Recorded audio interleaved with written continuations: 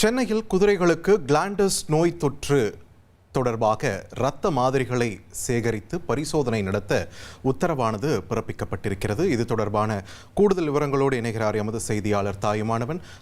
ஒவ்வொற்றையும் விரிவான தகவல்களை பதிவு பண்ணுங்க. சென்னையில குதிரைகளுக்கு கிளாண்டஸ் பாக்டீரியா பரவல் எதிரொலியின் காரணமாக குதிரைக்கு ரத்த மாதிரிகளை சேகரிக்கக்கூடிய பணிகள்ல கால்நடை பராமரிப்புத்துறை தீவிரமா ஈடுபட்டு வருவதாக அறிய முடிகிறது. குறிப்பாக இந்த கிளாண்டஸ் நோயால சென்னையில இருக்கக்கூடிய ஒரு வயது முதிர்ந்த குதிரை ஒன்று பாதிக்கப்பட்டிருந்த ஒரு சூழல்ல கால்நடை பாதுகாப்புத்துறையின் தரப்புல தற்போது கண்காணிப்பு மற்றும் நோய் தடுப்பு நடவடிக்கைகள் என்பது தீவிரப்படுத்தப்பட்டிருக்கிறது. குறிப்பா இந்த வகை நோய் பாதிப்பால பாதிக்கப்படக்கூடிய குதிரைகள், அது மட்டுமல்லாம கழுதைகள் ஆகியவற்றின் வாயிலாக மனிதர்களுக்கும் இந்த நோய் பாதிப்பு என்பது பரவுவதற்கான வாய்ப்பு இருப்பதா தொற்றுநோய்த்துறை வல்லுநர்கள் தெரிவிக்கக்கூடிய நிலையில முன்னெச்சரிக்கை நடவடிக்கையாக இது போன்ற நடவடிக்கைகள் என்பது மேற்கொள்ளப்பட்டு வருகிறது.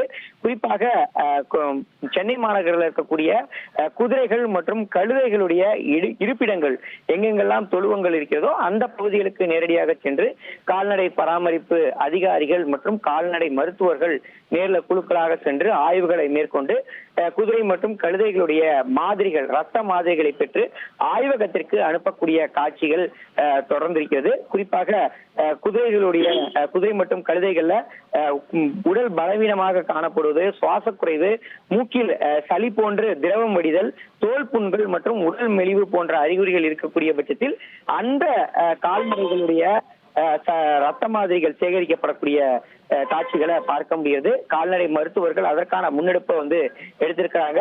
நோய் உறுதி செய்யப்பட்ட தகவல் பெறப்பட்டவுடன் நோய் நிகழ்வியல் பிரிவுக்கு அனுப்பப்படுகிறது.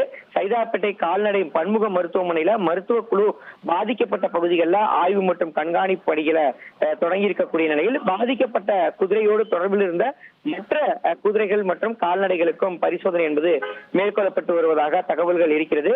அது மட்டுமல்லாம பாதிப்பு கண்டறியப்பட்ட இடங்களில் இருந்து சுமார் 2 கிலோமீட்டர் சுற்றளவில் இருக்கக்கூடிய குதிரைகளிடமிருந்து ரத்த மாதிரிகள் சேகரிக்கப்பட்டு பரிசோதனைக்காக ICAR மற்றும் NRCEக்கு தற்போது அனுப்பப்பட்டிருப்பதாக தகவல்கள் இருக்கின்றன.